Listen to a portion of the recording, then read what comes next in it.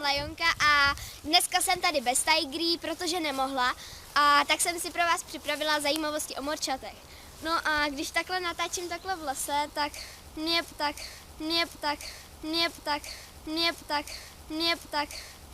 připadá, jako kdyby mě někdo pozoroval.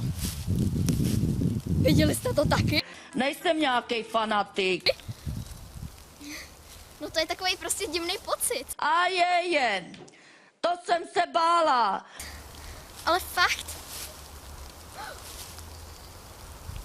No, já jsem samozřejmě takový člověk, Cigánka. kterýho nic nerozhodí a prostě jsem v poho a... Lajonko, to jsem já! Cigánka. Vzít si tátovo oblečení nebyl dobrý nápad. A je jen. To je magor. Hodně vysoko míříš. Hodně vysoko. To jsem... Cigánka.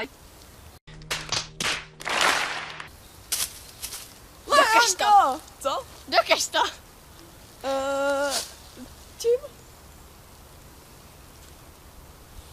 Cigánka. Aha. No!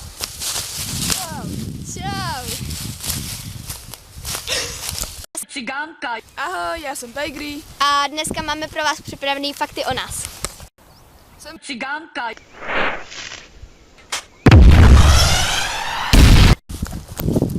Mám ráda černou. Ow. What the fuck? Oh shit! Do something, nigga. What the fuck, nigga? Yeah, swag, nigga. Yeah. Bye. Where you going, bitch? Shit. You failed. It wasn't me, I swear. Černá. Přestože jsem vegetariánka, jsem zatím neumřela na nedostatek bílkovin.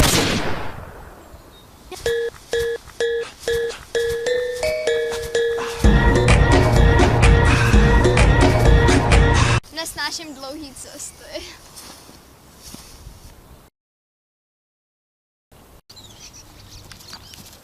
Na rozdíl od Lajonky miluju dlouhý procházky. Mi 13 let. Jezdím na koni. Mám 2 morčátka, Matýska a Chloupka. Jsem velmi odvážný člověk. Bav! Pokaždý, když mám před někým mluvit, mám hroznou trému. Takže tohle by bylo pro dnešní video všechno. A mějte se hezky. Ahoj! Ahoj.